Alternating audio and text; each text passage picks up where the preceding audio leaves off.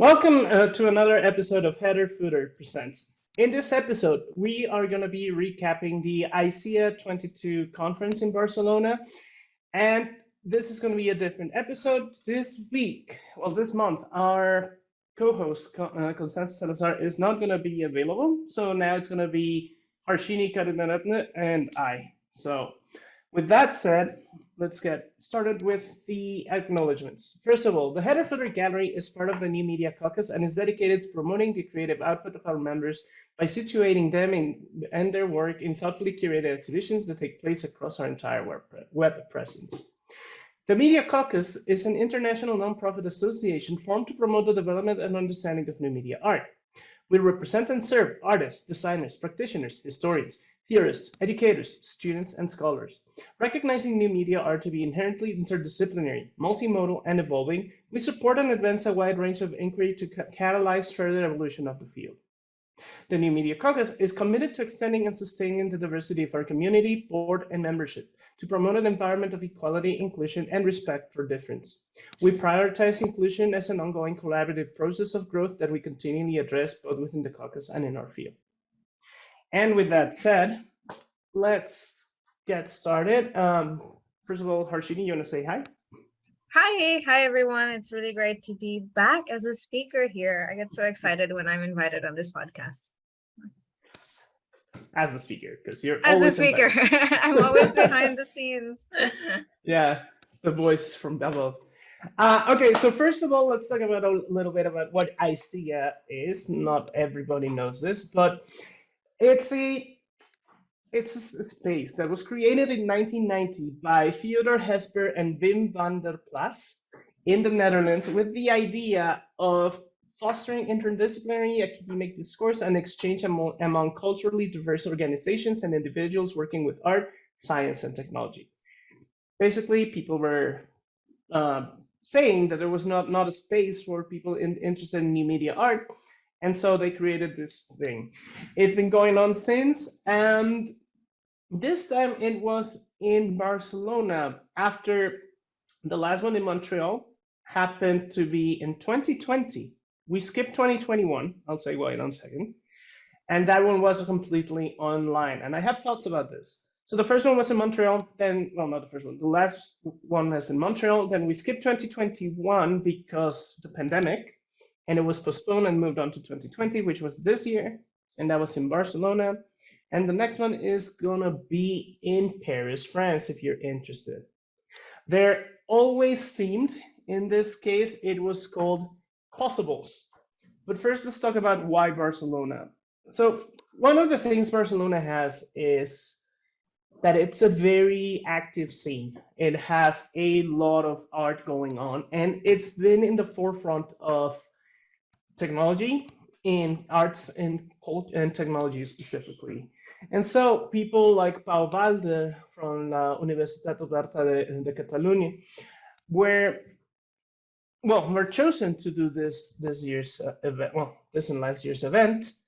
And I think it was an interesting choice, besides being a prime vacation location, but obviously that played into it a little bit.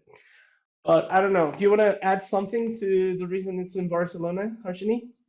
I mean, Barcelona was amazing. I mean, talk about a city that has so much to offer in terms of art and technology. And what was really exciting was it also wasn't only in like downtown part of the city, but also spread out. Like there was even an exhibition that happened in a town called Reus, a Catalan town called Reus. And that was also really, really fascinating. And I think I really appreciated the curation going in that direction to really animate other parts of the district with art. So yeah, you should talk about why you were there. Was this your first ISEA, and why were you there? Well, it's not. It is, and it's my first in-person ISEA. Yeah, my first ISEA actually was the Montreal one, which was totally online, and which I loved because of that, because it was way cheaper, and I think they dropped it. But anyhow, the reason I was in ISEA is because I finished my dissertation in 2020, in November 2020. So obviously I couldn't do it in Montreal, and I wanted to introduce my manual the Manual for Curation and Display of Interactive New Media Art. And I thought, well, what's a good place to do this? And I was like, oh, ISEA. And then it turns out that Pau was one of my readers for my dissertation. So it kind of, like, he didn't have any influence in me being chosen, but it's still like a cool coincidence. But yeah, so I presented there my manual, and now it's Yay! available. And that Amazing. was, yeah. Amazing. I was there just as a visitor, and also you and I had never met in person. So this was a great Oh, yes. excuse for me to commit to also traveling to Barcelona. And what an amazing conference it was. It's really fascinating because you and I had totally different experiences Mhm. because there was just so much to do. And we're gonna talk a little bit about that. We're gonna go over some of our highlights later on. Yeah, I think it was interesting because you approach this from I want to look at all the art everywhere, and I was more like I want to hear the talks, I want to talk to people, I want to exchange. So I think the objectives were different, and that is what gave us like a broader experience of the thing. And at the end, we ended up crossing over mostly after the sessions, which was really good Mhm. because that expanded both of us in terms of what we could do and see and everything. So let me see real quick. So let's talk about the themes. What do you think?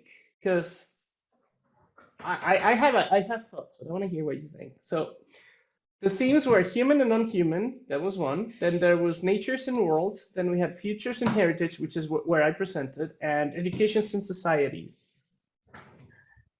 Yeah, I mean it's interesting that the overall theme is possibles instead of also possibilities. Like even just that Hmm. framing of it seemed a little awkward to me, to be honest. But they chose these themes that were like very broad and really encapsulated so many different sections in art and science. But that doesn't mean I don't think all of the work was properly curated into those themes. Like I think there was a lot of blurred lines for better or for worse. Hmm. And that makes me also question like how do they curate and how do you actually choose what is the criteria for choosing the artworks when you have such open-ended and blurred lines between all of the themes. So I actually have an answer for this because I've been involved now in two other conferences on the organizing side, and I have a theory that we just well, I haven't been Do you like have the insider choosing the theme. knowledge? Yeah, I have insider knowledge. I haven't been like the one that chooses the theme. I've just been working with the theme. But I'm starting to think that the theme is just this like quick cover just to give it like an idea for the marketing and things like that. And in reality, you cannot twist everything until it fits. I know in part of my curations involved in these things, I have been like because I have worked this like how does this relate to such and such, right? But let's say, and it's not what it is, but let's say humanity, and then you're like, well, it was made by humans, or it's aimed at humans. So sometimes you just take the broadest of strokes and you just try to fit everything into it. So mine, it kind of makes sense that I was in this one in terms of what's futures and heritages, but at the same time, it could have been in educations and societies. It could be in human and non-human because I do like in my themes, it was all that covered. So it was weird in a way. That was well, not weird. I was put in it, but it was weird how literally it's just the framing that you give it. And you were able to attend, I think, a lot of the keynote speeches. Am I right? During the festival, were the keynote speeches directly related to these themes? I don't think so. I mean, some of them were. Some of them were more like, and like there was a really interesting one that we wanted to talk to the two of us. The Wally, Dali, sorry, not Wally, the Wally. Dali, Wally. No, the Dali presentation. That that was an experience. I'm gonna say. That was not artist led. That was PR led. So it was more of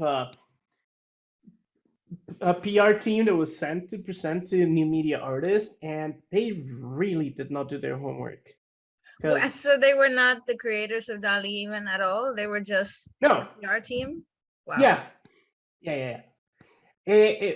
It was, I oh can my like God. hear and see your angst. So I'm curious, like what was the pushback that you were having with that? What kind of questions did artists ask to this team of PR people?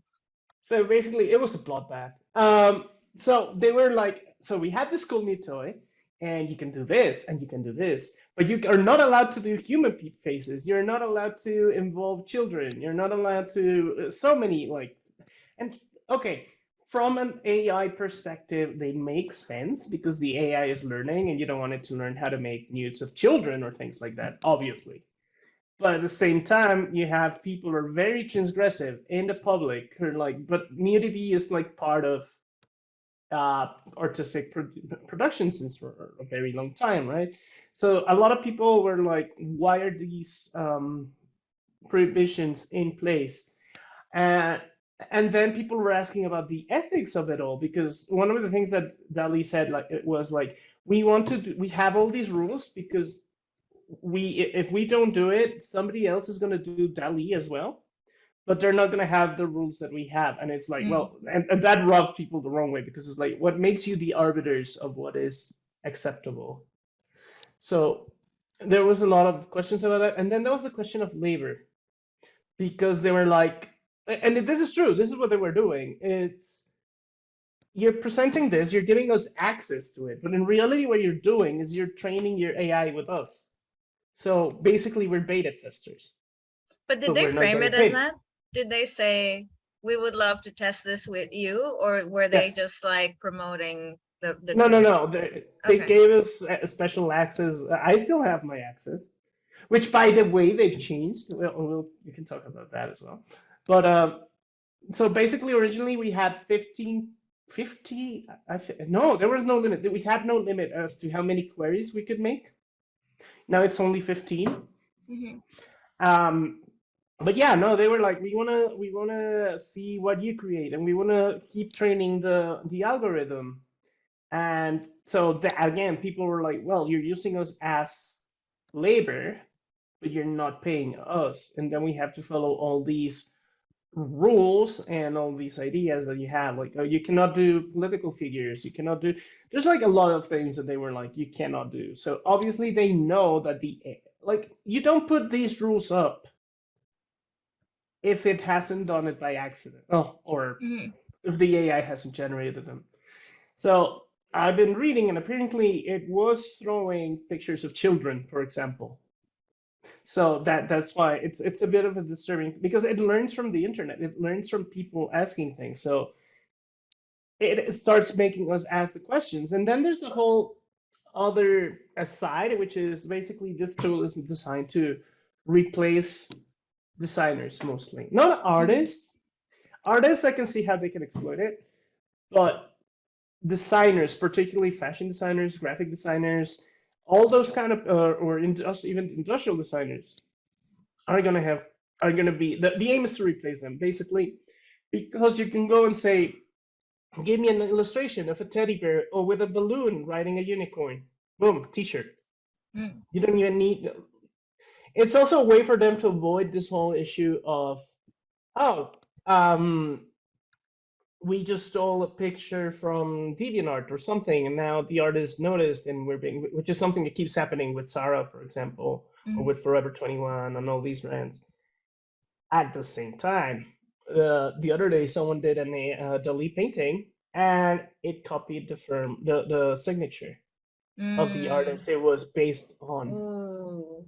Yeah, yeah, yeah, and it Okay. was. And it's also feeding itself from contemporary artists, not just from dead ones. So it Yeah. gets even, yeah, like, ugh. So that Well, that's the main problem. I do want to talk about some of the other highlights in the festival, but before we move on, I'm curious if what was your perception of AI before, and do you think that the session you had with the Dali people did that change or influence your mentality about AI in any way? So I have a love-hate relationship with AI. I think it can highlight a lot of issues with humanity because of the way that it's so dumb. Because that's the thing. Everybody thinks that AI is smart, but they're not. All they do is pattern recognition. If we're very strict, they're not really AI. They're just trees of if statements. But one of the things is like if you exploit it to show the flaws in AI itself, it's a really cool tool. You can do a lot of things with that. You can use it as a generative tool, but as a just as a background. Like you ask it to throw something, it's still your idea. It's just giving you like a visualization of that idea. And then you can decide, well, I want that or not, and then you can work on top of that idea. But there's also this belief on top of AI that's like it's gonna fix everything. And you see that a lot with tech bros. And that's one of the problems I see with AI that's being used without thinking and without acknowledging that it's being fed bad data. And that's my big issue. So Right. speaking to them was just more confirmation of that. It's like, oh, okay, so they're doing this thing without thinking of the repercussions of what's happening, or they actually have the negative repercussions in mind as a way to replace humans. Yeah. And we're also seeing this in software development. There's now AIs that write code on its own. So programmers literally program themselves out. Yeah, I think if you're gonna do a workshop and introduce people to your tool, I think it's important to be transparent about the issues, right? Otherwise, people will Mhm. just come at you and attack you. And rather than creating like a defensive moment, it's better to Yeah. create that space of dialogue where it's like, we understand that this is a concern. Let's talk about it, and actually open it up for dialogue. And you hit the nail on the head. Like I think they were expecting just like because they've been working with artists before, but it's been visual artists, not media artists, and that's different. Like because a visual Yeah. artist is not going to think about these things, so they're going to be like, cool toy. But once you have people who are historically hating technology even while working with it, because yes, most new media people hate new media. Um, yeah, It's true. that's a completely different conversation. Yeah. So yeah. Well, while you were at that workshop, I was at another Oh yeah. one, which I actually really enjoyed because I was just surrounded by amazing artists and nerds, and we just came together to create art, and it was great. It was called Creating Spontaneous and Mobile Immersive Spaces Using Floss. So that's free Libre open source tools, open source software.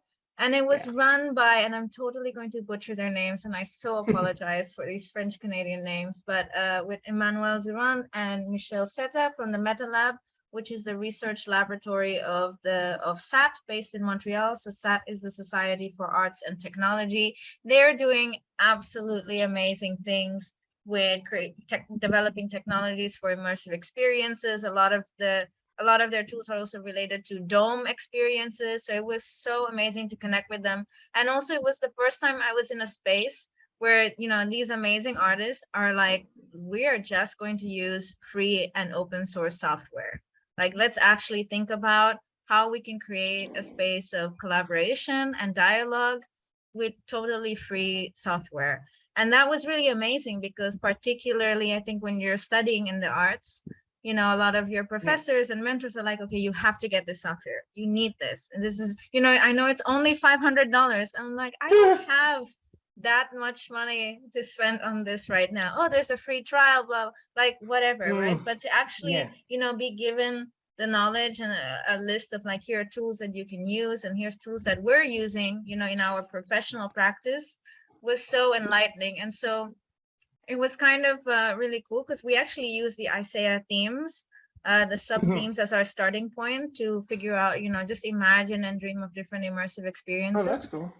And then we split up into like video and audio and like other skill sets.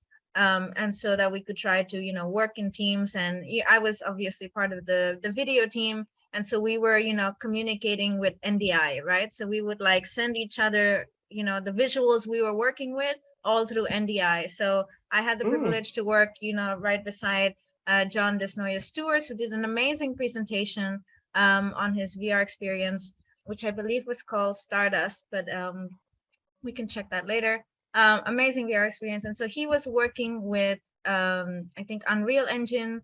And I was like just in awe. And like I would send him something over NDI, which is basically network device interface. I would send him something over NDI. through Touch Designer, he would see the visuals, and we were had like this amazing wireless feedback happening between each Fantastic. other. We had Laura Splan, who is this also amazing scientist and artist, and she was developing these 3D models related to the COVID virus. And so we were able to use that material that she was also exhibiting in the festival, but we were able to work with that material and manipulate it. And just being able to have that space where we're just like, let's just think and dream and imagine while using this like open access software was really, it was like the best, it was a highlight for Yeah. me that weekend. I think the downside of this workshop leads into Oh. kind of the disorganization of the festival, because this workshop was supposed to be like super full, and they were actually like, ideally we have 8 people, but 30 of you signed up, so we will try to make it work. But then we did have around about the amount that they ideally wanted, because I think there wasn't a proper communication, right? People didn't realize it's a whole day, it's the whole weekend, it's a Hmm. full-time commitment. Where is the location? I don't think the venue also did a great, like even when you checked in at the venue, you would not be given a program, No. and the website is not navigable, right? So I Mm. think a lot of artists with their talks and a lot of workshops really suffered from that level of disorganization. Oh, absolutely. So going back to the thing, I was going to participate in that, but being from Mexico, having only this time, honestly, tourism won. And I think Yeah, of that course. affected everyone. It wasn't just me. Like I've heard from other people, yeah, I wanted to do it, but it was so long. It was the only 2 days that I had But free. then don't sign And up. no, and then, but that's the other thing. I got told I was in while I was in the plane going to Barcelona. Right. There was also that, So right? People were freaking out and making other yeah, plans because we found out way too late whether we were yeah, in or not. exactly. So I had already changed my plans because like okay, well I didn't get it, and well I'm there with my friend, so I might as well visit with her and see things in Barcelona. So and honestly, I don't regret it. I think that was more suited for someone like you. Absolutely, I do create, but I think I would have been like the toddler there being taken care of by everybody. Um, and the other thing I wanted to mention is like I love that you mentioned like Unreal Engine because this thing is so like its history is so interesting because it started as a video game engine for a game called Unreal Tournament where you just shoot and kill things. And it's grown into this platform that's very open. It's free to use, it's free to publish, it's free to everything as long as you don't make more than $1 million, which means most people it's free. And if you do $1 million, they have it's like give us 1% of your earnings, and you have to agree to this that from the that beginning. feels fair. That feels fair for all the technology that they're giving you. And it's become this tool for architects, it's become this tool for game designers, for Cinematographers news, too. I mean, The cinematography, Mandalorian the uses Unreal Mandalorian. Engine. Exactly. So it's interesting because it's a for profit and a very large company. And yet, this is one of the few things that when I look into technology, it's like, oh, well, this is actually nice, right? Like the people doing it, they're supporting this. Um, as opposed to Unity, which we have just learned is a trash fire. Uh, What do you mean? oh, the owner is very questionable in so many ways. Ooh, And they've okay. made some statements lately, and people are not happy. So yeah, No. Unity is I never liked Unity to begin with because I think it's very clunky in Mm. comparison with Unreal Engine. The thing is, I used to work in Quake, which is the competition for Unreal Engine, but the creation tools are very similar. Anyhow, so yeah, I just think it's really cool that they're using these tools and they're freely and available, which is a really important thing. And it's what I do, for example, in my classes when I teach my students. It's like Mhm. we have all these tools and they're all free. I refuse to ask for something that's paid. I think it's unfair, especially in Mexico, for example. Yeah. Where it's No, like, yeah, they're not absolutely. gonna pay for, yeah. So, what do you want to talk about next? We have many Well, things. yeah, I want to talk about, you said you met someone that was really interesting to talk to. Do you want to talk about him? And I'll pull up his image. Well, I met two people, but yeah. Uh, this person, Paul Thomas, is one of the big new media art people, right? Like this is a guy that literally, when I was standing looking at his work, he was next to me. And all of a sudden, this young woman comes running and she's like, "Hi, I'm sorry, are you Paul Thomas?" And the guy is like, "Yeah, hi." And she's like, "Oh my God, I love you." She was like outright fangirling. And she was a quantum physicist PhD. So this is Wow. not just like a random person. This is a woman that's dedicated her life to quantum physics, which if you know anything about that, it's that you don't know anything about that. So you have to be stupidly intelligent. Yeah. And he has been working on and using quantum algorithms and things like that to create art. Sorry, you were going to say. No, no, no, Oh, I go thought. for it. Okay, so she was fangirl, and they were talking about like the generation and the uses of quantum theory and all these things. And it was the most I couldn't understand thing, but it was the most interesting talk. Like you could see how like smart both of them are. It was really cool. And then I had a chance to talk to him, and it was interesting because Did you fangirl as well? obviously no, I was more reserved. I tried to be a normal person, which I'm not.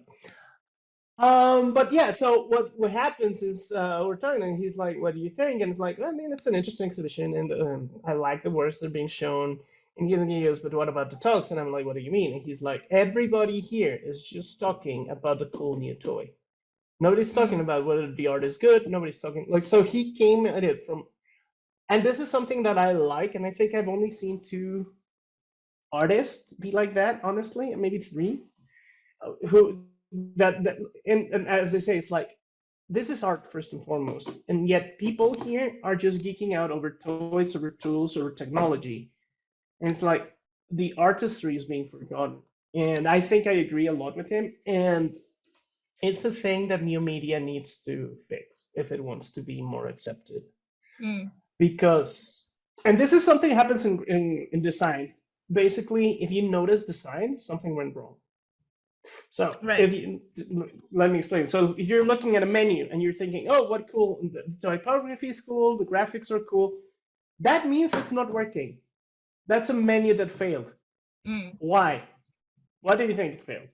Because it should be about the function, right? Like you shouldn't be thinking Exactly. about the aesthetics. It should just be like an easy experience. Yeah.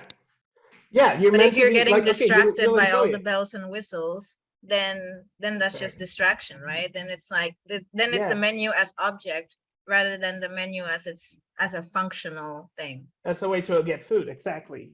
So in new media art, it can be framed. It doesn't sound utilitarian at first, but it'll make sense as I go on. So with new media art, if you're noticing the bells and whistles, and oh, this is a clever use of AR. Oh, this is a clever use of VR. Oh, this is a clever use of whatever else you want to think about. You're not you're missing the art. Like an art piece, an artwork should make you think, oh, this is a very good point, or oh, this is a very let's just even go in the most banal ways. This is a very nice visual experience. That's what art should be, first of all. Hmm. Like I your don't know if message, I your aesthetic reaction, and not, oh, that's a cool CPU. I don't know You if know what I I mean? agree. I agree a little bit, but I'm surprised that in your examples, none of those examples are attached to feeling. Like I feel like that's where No, art no, and no. design Feeling as differ. well. Yeah, I think the first question should be, how do I feel when I look at this or when I engage with this Absolutely. artwork? No, no, no. Yeah, I mean, the thing is, that just depends on your approach on art theory. But yeah, no, it's what do you feel? What do you think? What does it make you feel? And I think it's because I think my feelings. Um, but yeah, that's the thing. Like you have to be, you have to have an artistic experience first and foremost, and then a technological one. And yes, some of us, especially the ones that are in new media, will notice the bells and whistles. But people should first see art and then look at technology. And I think that one of the things that's happening is that everything falls in three camps. The two are very popular, and the last one, which is the one I'm advocating for. So the first one is technophobia. Oh my God, this technology is going to kill us. So this is an artwork that talks about that, but it's mostly about showcasing this technology. Then we have technophilia. Oh, I just technology is going to save us. That's what you see a lot with AI right now. Oh, it's fantastic. It's going to make life easier. But it's not talking about, like, there's no artistic statement behind it. And then Mm. finally, there's the works with a meaning, with feelings, with aesthetic experiences or emotional experiences. And that's, I think, where Paul Thomas falls, where Gilberto Prado falls, um, and maybe, but I don't know, like, or Charlotte Tribes, for example. I think everything that you're saying is actually a great segue into one of your other highlights at the festival, which was seeing the work of Refik Anadol, which is one of my favorite artists. So I'm really interested to know your point of view. Do you want to talk about the piece Uh, slash pieces that you saw? well, I saw two pieces. The first one was the one that he did in collaboration for ISEA itself. It was in the main campus where this thing happened. And the other one was, and I don't, that's the thing. I don't think of it as a piece of art. I think of it as an art, as an experience that similar Yeah. to those ice cream museums and Instagram museums that you see a lot Oh, I nowadays see. in like So Casa. for Well, you, it was a commercial experience. it was. I think it was. So let's talk about both. The first one, the big one for Isaiah, it's these cubes that record the people and then they apply algorithms and they manipulate the data that you're seeing and it creates a visual experience. It's really nice. I actually liked it, even though a lot of people were like, it's not his best work. It's okay. And then there's Casaguel in Barcelona, and basically what he did is he took Gaudi's like works and fed them into the AI and had it generate like this thing. It's like what it would look like inside Gaudi's mind, right? And it gave me a feeling of, you know, those exhibitions they have where it's like walk with inside a Van Gogh painting, Mm-hmm. right? Those are very famous and very popular. They contain art, but they themselves are not art, right? Do you know what I mean? I know what you mean, but I disagree. I know you disagree, but it's just like he just. I know it's not just Because the. for me, the art is also like all of the labor and the minds, like, because it's only not only him, he has a whole team Of that it course. takes to build the software that they did in order to have this aesthetic, right? For me, it's all the pre-production that leads up to you having this visual and immersive experience. So like when I see his work, I love it. It's like purely a visual. Like it has one specific thing that it's supposed to do, and I think it does it well. But also when it's framed in these commercial, like I saw it in a fairly non-commercial setting because it was in an exhibition where Hmm. in the Koenig Gallery in Berlin, and it is a free space. So already you're not like making money whatsoever from having this Yeah. exhibition. It's purely just for knowledge and engaging with art, but I can imagine that when it's framed within this kind of Gaudi experience, that's a commercialization already. That's already a different framework, and I'm Yeah. okay with that. I am totally. Artists need to earn money. I Okay. am No, of okay if you need course. to go in this direction. I just I want to did. point two things. Sorry. Yeah, Go ahead. I did not experience this artwork, so I don't know what it's like, Yeah. but I love what he's doing in placing his artwork in all of these different contexts. Like he did one with the Philadelphia Symphony Orchestra, I believe, and that was like phenomenal. Just to see like how many different contexts this work could exist and transform within. So first of all, one of the first things you're saying is you're noticing the technology. So when you step inside the space, which is like 360 room, everything, the floor, the ceiling, the doors, everything is a screen, and you're within it, uh, it is very overwhelming in a good way. It's awe-inspiring, but at the same time, there's no message, there's no nothing. It's flashy. That's what it is. Should art always And have a message? I think mostly yes, mostly. Sometimes no. But there's like a difference between not having a message and being vacuous, and I think that's what happened here. Especially, and I'm not talking specifically about Casa. Well, Everywhere else, like I like Rafik and Nadol's work. I just think that this one is very clearly one of those situations where it's I just needed a couple $1,000s, right? Mm. It's literally the definition of that. It's Bill Murray making Garfield, right? It's these very famous actors doing really crappy movies, and it's just to pay for another car, right? I don't know what Rafik uses money, but the point is, this is what the feel that you get from this work. It's the Garfield of Rafik Anadol. It's an experience that's there because it's flashy, but the people there are not in the context of analyzing and understanding the work. It's literally you go in, the things flash by, and then you're kicked out. There's no moment to reflect. There's no moment to understand, as opposed to what happens before it. Mm. As you walk down, have you been to No, I Casa haven't. Grande? Do you want to Okay, explain what it's like for our larger audiences listening? so it's a house designed by Gaudi, and it's a very Gaudi house, and obviously reeks of privilege, obviously because it was for rich people, but and it has like this very ocean feel to it. Like everything is organic, everything feels like you're inside the Little Mermaid, the movie.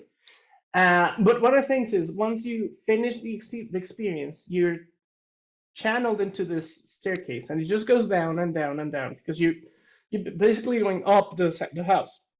But as you're going down, there's these chains hanging from the sides of the stairwell, and this is done in a very artistic manner because it is a sculpture by a Japanese artist. I can't remember their name, but Hmm.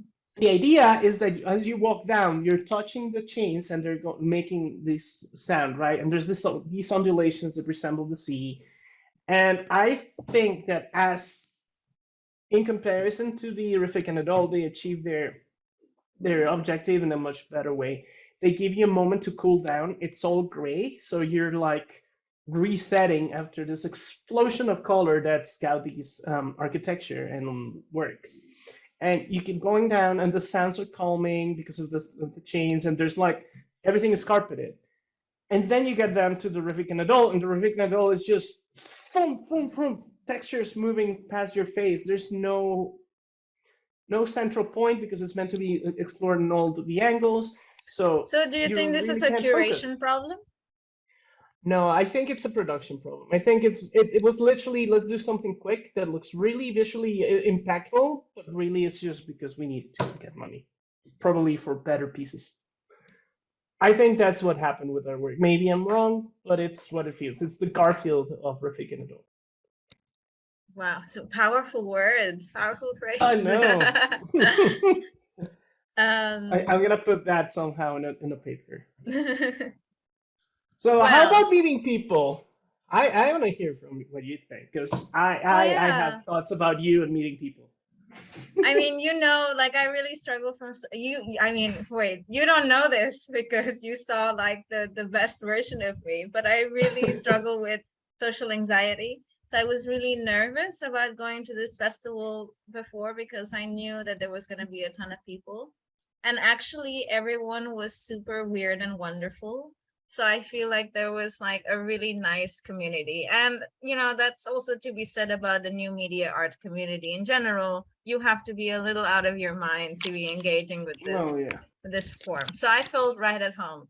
And actually one of the events or like the spaces where I really engaged with a lot of people was in the exhibition that happened in Reus. It was from a collection called the Beep Collection, and they were doing an exhibition called Origins, and it was really, really amazing in terms of the fact that there was such a diversity of works there. I mean, even just in this image, which is one of the first works that you encounter when you enter the space, you have Still Life Tornadoes by Marina Nunez, which was like this kind of really mesmerizing video loop of these like sculptures with like sand and water and this tornado effect happening to them.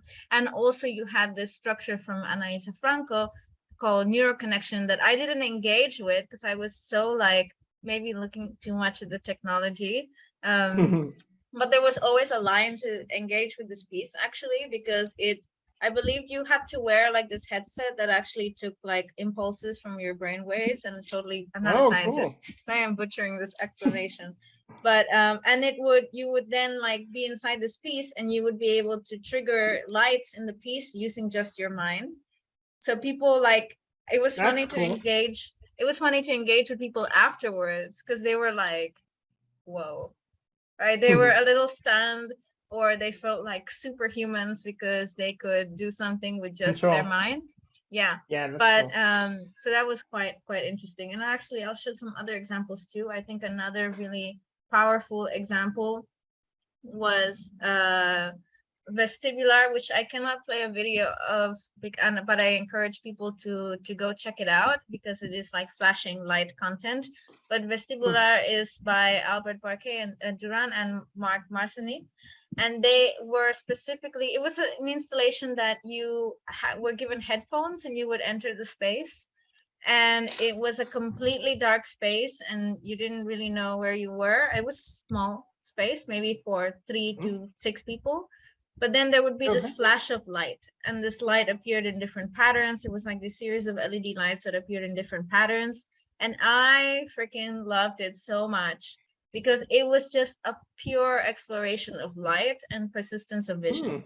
And as someone that loves projections, and I explore persistence of vision a lot in my work, like I was like, I get it, like I'm just here to like be blinded and like be like have this imprinted experience in my retina. So this was, I when I left the space, I was feeling like very disoriented and really like confused and also really like pulled from another reality. And I think that's like the best. It sounds disturbing, but that is kind of the best experience that you could possibly have with this work, because it was really Yeah. transportive, and it's purely with light and sound. So this was amazing. I think I also want to highlight a Peruvian artist based in Barcelona, Jose Carlos Flores, who did this piece called Rain Beats, that was this device with a screen, and he made an organ or a xylophone like device that would play itself based on rain data from around the world.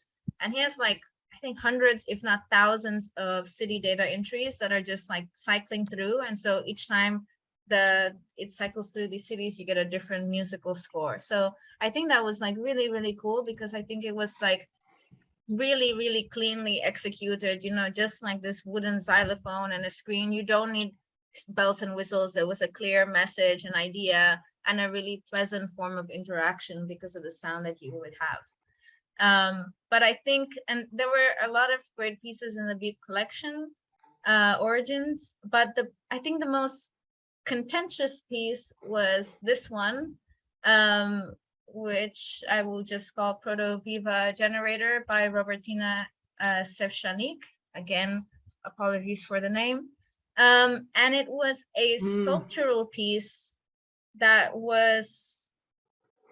it had jellyfish in it. Yeah. It had jellyfish in it. And I was reading a little bit about the artist statement before this podcast, and they were really wanted to explore kind of, could a cyborg coexist with a living organism and create this new organism, and could it, this new being of cyborg plus living organism, could it survive? And I think one of the things, that one of the several questions when people were engaging with this work, and I really appreciated being in the space with bio artists, because Hmm. it's not an art form that I engage with at all. And so to me, like kind of that kind of extension in the new media family in the realm of bio art was really exciting. So there were a lot of bio artists that really loved this piece, and others that were really critiquing the piece because of the presence of the jellyfish in it, right? What does it mean to use a living organism in the sculptural way? Is it abuse? Like, are they fine in this sculpture? And I was reading the artistic statement, and I felt a little uncomfortable with it, because I really think that the artist was trying to justify this. So they mentioned that this specific jellyfish is found in all the seas and all the oceans of the world. And I was like, okay, so fine. I But mean, to be that's, fair, sorry, yeah. go ahead. Well, and that this jellyfish do thrive in a closed environment, but still I have questions like, it's still a living organism, and what does it mean to use or abuse that life in your work? And I don't have an answer. I think it's like a really debatable topic, and I was really Oh thankful to yeah. meet some bio artists that are exploring this idea in itself and really looking at kind of ERB statements and how they could be reframed for living organisms like mycelium, which are just mushrooms that you don't even think about as having life, but they do. And so this was a really, I think, opened up a lot of room for contentious dialogue. I mean, it's interesting because jellyfish themselves are not really a living being. They're a colony of microorganisms that are just all together. Like the tentacles are not the same creature as the bell. So This is at this, fascinating. yeah, at the same time, you have the question because like they literally don't feel, like they don't But react to does that stimuli. make They it just okay? float. I mean, if you're okay with eating yogurt, No, and I literally have yogurt in the fridge. Don't do this to me right now. yeah, I mean, if you're okay, okay, let's put it in another way. If you're okay with eating chorizo, which has living animals fermenting it in it, or bread, when you eat bread, it's like bacteria that you're putting into the bread. They're farting, and then you're killing them with the heat and eating them, and they're farts. Um, and I use this terminology specifically because it draws like the mundanity of it all in a way. But one of the other things I wanted to point out is, and this is what I was talking about with the African adult, the way you spoke about those works. You didn't notice the technology first. You were talking about emotions, feelings, impressions.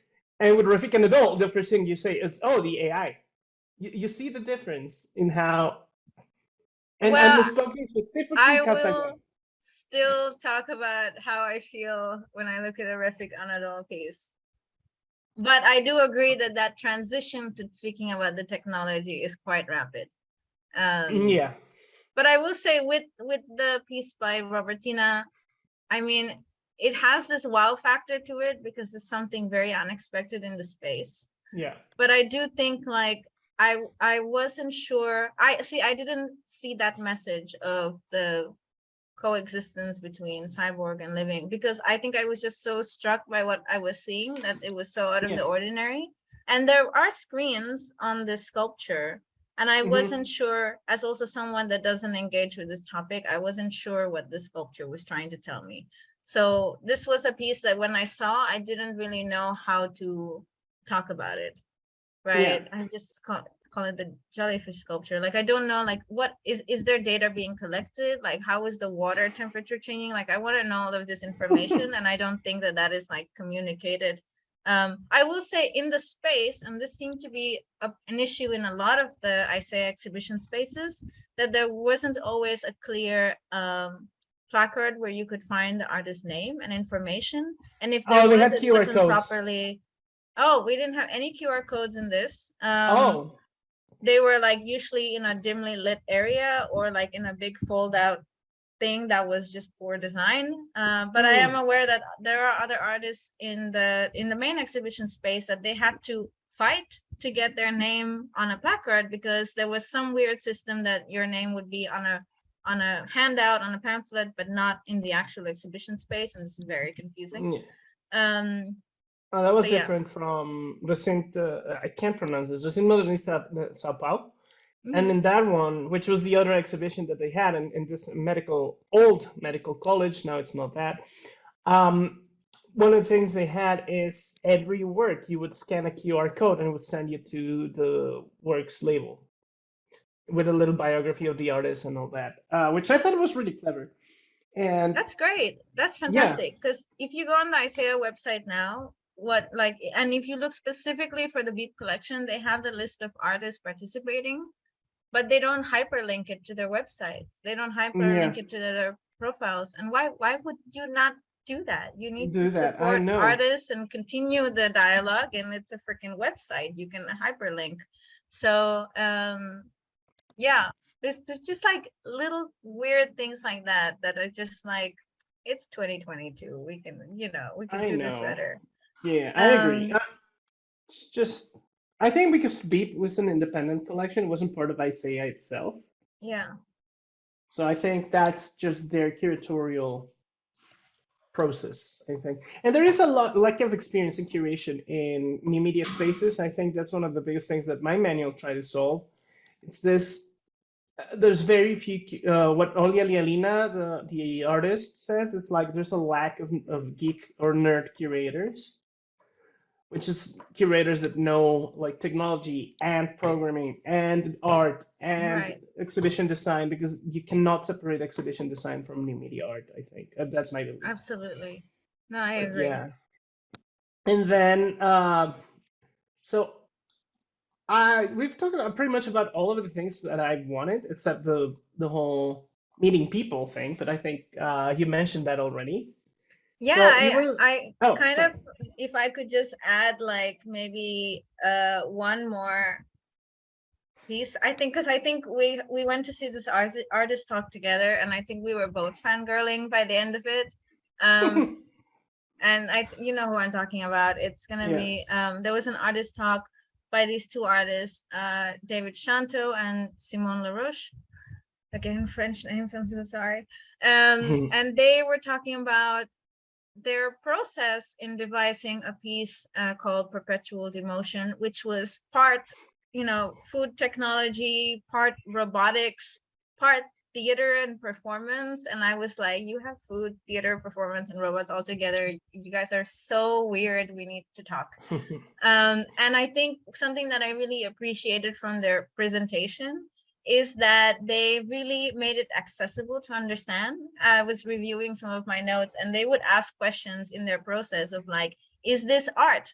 What is art? Where is the art in this piece? Which sounds so mundane to frame it in that way, but makes a lot of sense when you're kind of at these borders and intersections of so many things. So it was kind of Yeah. fascinating that, and I really appreciate how open they were to talking about the problems, the challenges, kind of like, because they are working with food and they are making really specific things that they force audience members to eat.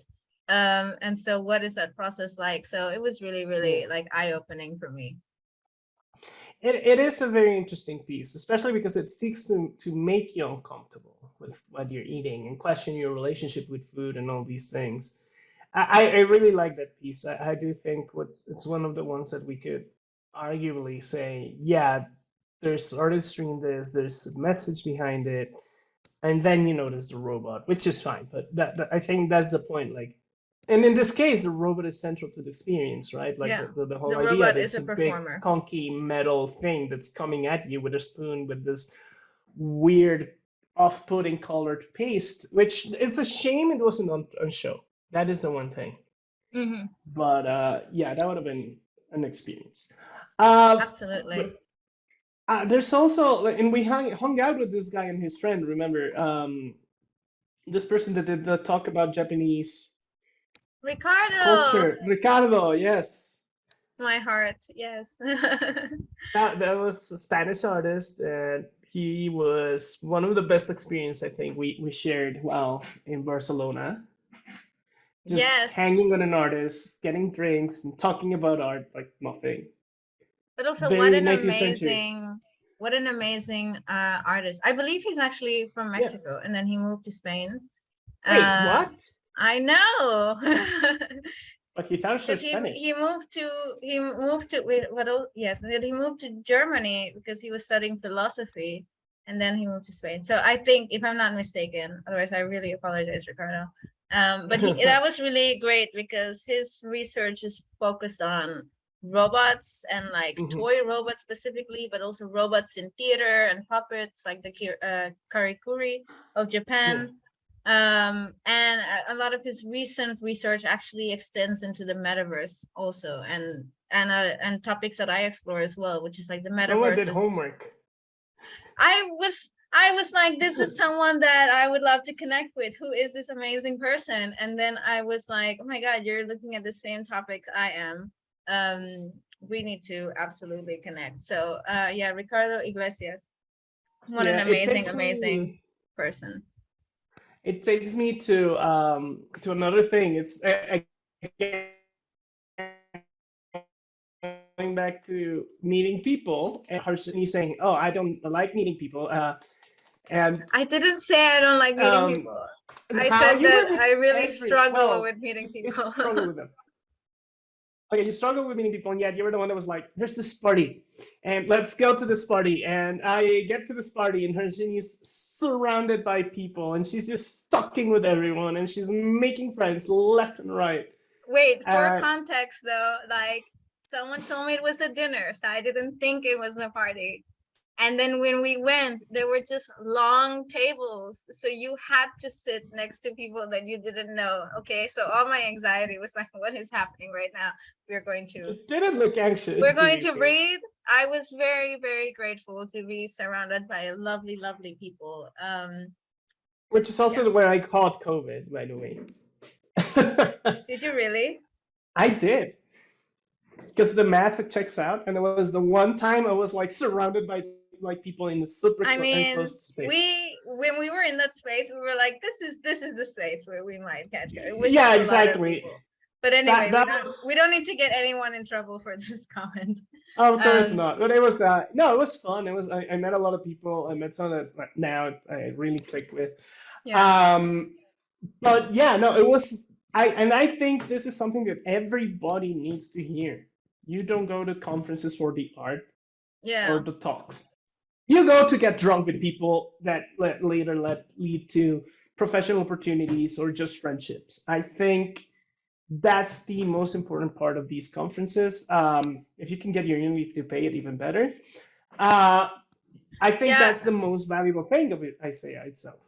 I think that's a great point because I see so many students from my university also that they just do not, they will go see the artwork and then that's it, right? They'll just stick to their own Mhm. friends or like go out for dinner Oh after with God, just their yes. community. And it's like you literally saw an amazing artwork. The artist is there.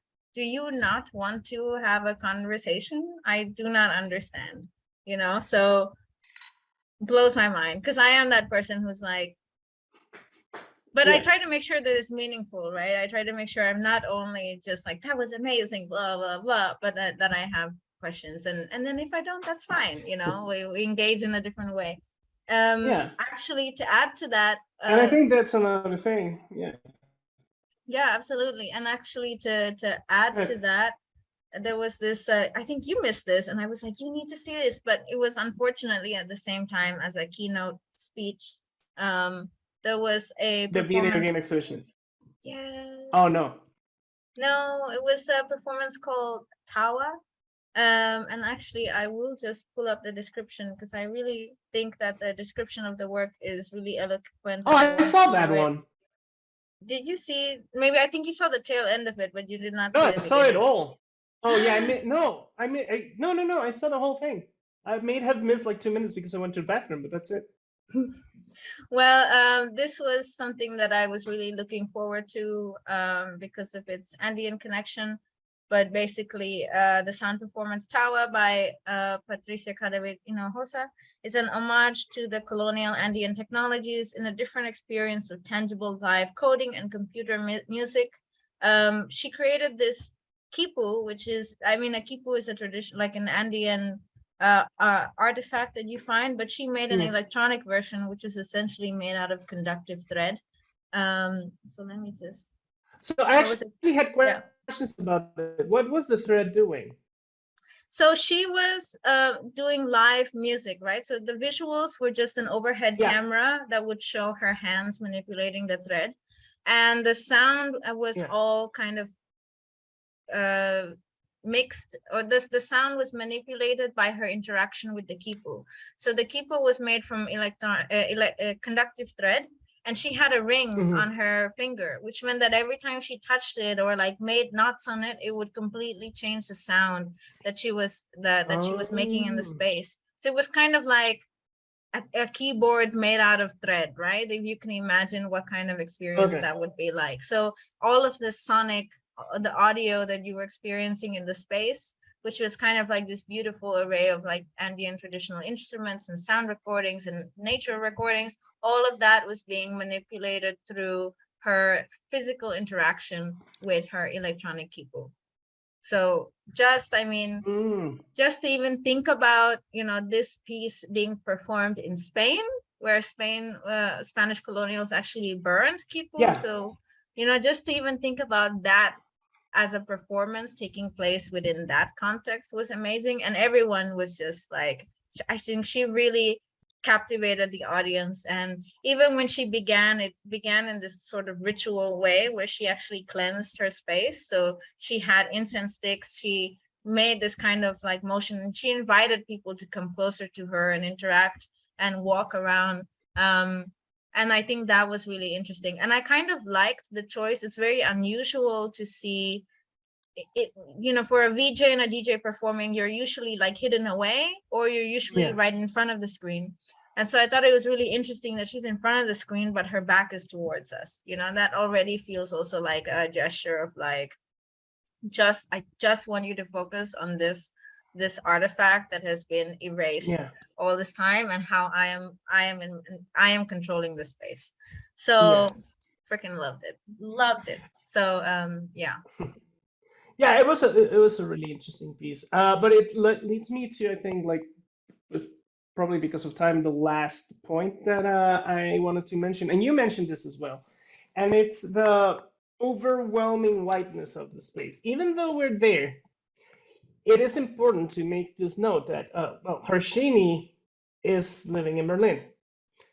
I am living in Mexico, but I have the means to travel to Barcelona. So a lot of the people, even the people of color that you see in these spaces, like ISEA or Documenta or Ars Electronica, all these are very privileged people. Because how many people in Sri Lanka can afford to do what you're doing right now?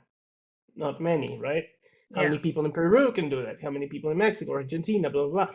And this is one of the things that's happening in these spaces. Like, they're being populated by, yes, people of color in some cases, but all of these people of color either come from a Western culture, even though they're not. Well, they are and they're not. So they're already their experiences, their perspectives, their living experiences completely different. Just a Mexican American, just across the border from a Mexican in Mexico, our experiences are so incredibly different in so many ways. Even someone with privilege like I do doesn't have the amount of privilege an Mexican American has in the U.S. In terms of, I cannot walk outside without fearing like crime, and ways that most Mexican Americans, even in some of the worst parts of the U.S., face. And yeah, there's things that they face that I don't face, obviously. But the point is, we're missing out on on voices from people mostly of the global south that don't have access to these spaces. So everything we see is westernized. Everything we see is from privileged people. Yes, they may be dark skinned, but they have this privilege that most of their nationals, their other people from their own nation don't have. And I think that's a problem that we need to address as a community, as conference makers, as people in these spaces. This ability to say, we need money to bring people Yeah, who don't absolutely. usually have this access, and especially artists that don't have this, because what happens is you have these very famous Mexican artists or Italian or Mexican artists or Peruvian artists or whatever. But the ones that get the money to travel, or the ones that already have the money to travel, or the renown to travel, and we need to get the other voices, those voices that don't often get out, to come to these things, or we're just Yeah, perpetuating the same. absolutely. I mean, it is the International Symposium for Electronic Arts, and yet we only have Western new media art content, right? And that is not extending the dialogue to what new media looks like in other parts, particularly in the global Yeah, south. So then we're also kind of creating this homogenous framework for what new media art looks like and sounds like and feels like, and that doesn't make any sense. So especially for something as absolutely. big as ISEA, why would you not create a fund? Why would you not specifically budget for ensuring that other people have access, funds, and resources to attend? Budget for the fact that artists need to be paid for their work. You need to be Yeah, paid for presenting your paper, because it doesn't make any sense if you have to pay yourself to fly over to a conference. Like, this doesn't make absolutely any sense. So budget for that and actually include all these things as part of the At festival. least a discount, because I paid two flights from Mexico to Barcelona, accommodation. I was lucky enough because I had privilege not to have to do that. And then I had to pay to get into the conference to present my work, which I know it's the standard idea, but at the same time, it's like at least give us a discount because we are without us, you don't have a conference. Without us that Yeah. are contributing, you don't have a conference. And actually, it's really surprising that you mentioned that the ISEA Montreal was totally online. It's Yeah, surprising that ISEA Barcelona was not hybrid. Like, yeah, I'm I surprised as well.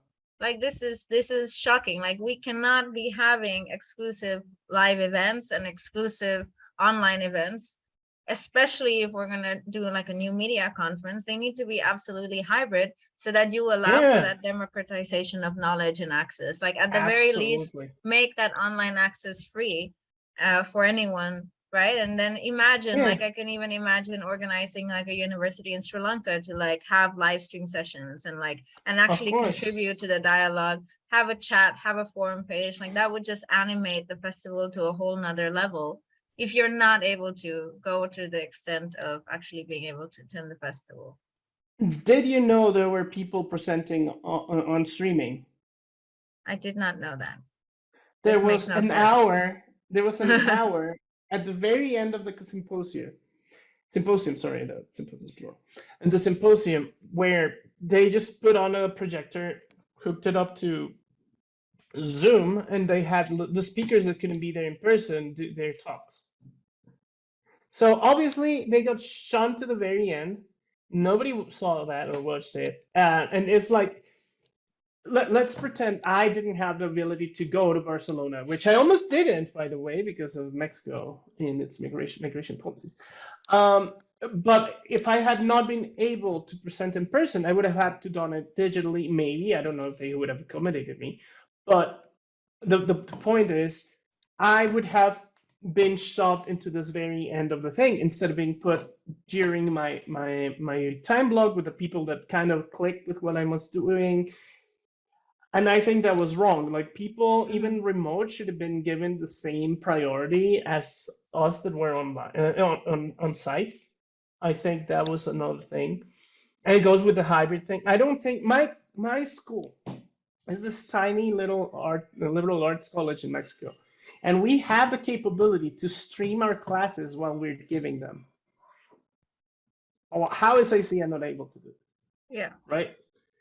Like we don't. And this is not a big university. We had like 5 classrooms, so I don't understand how it is not. It should not be accepted that to have physical only things nowadays anymore, especially after online opens so many doors to so many people and fixes some of the issues that we had before.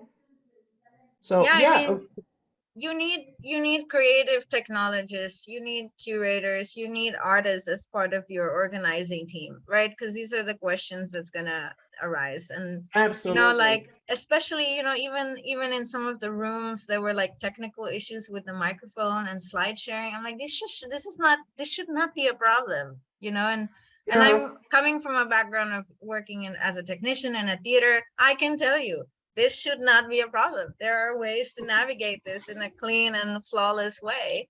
This should not be yeah, something that you have to struggle with, right? So even like those little details, like, and even like the website also being inaccessible for, because I had no idea there were keynote speeches happening. I didn't realize that this was yeah, a whole other section of the website, right? So yeah. The anyway. website was not the best, and it's weird because so I've done some consulting for integrating uh, events, like event planning software into conferences and creating hybrid exhibitions. I mean, hybrid trade shows and things like that. And we have the technology. I one of the platforms that I know how to.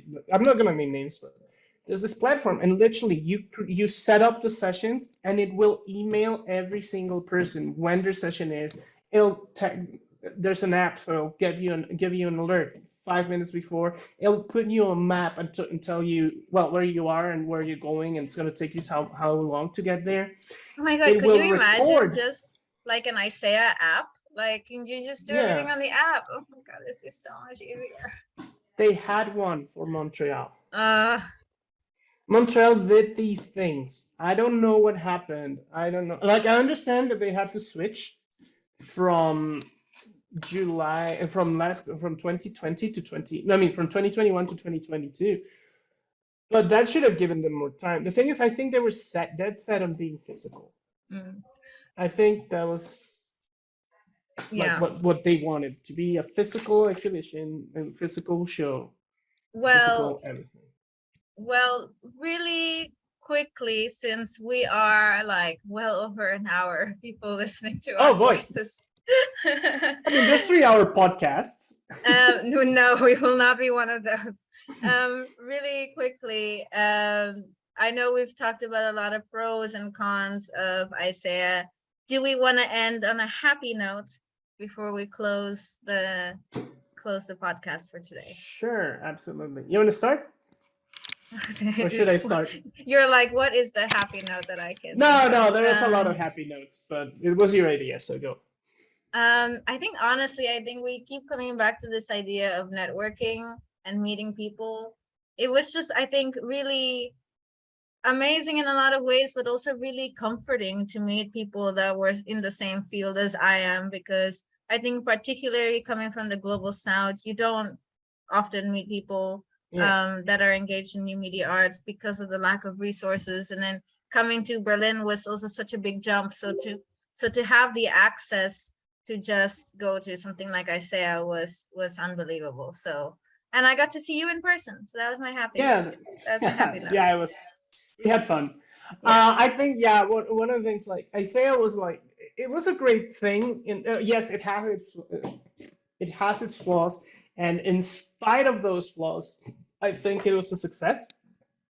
There was a lot to talk about. There was a lot to see.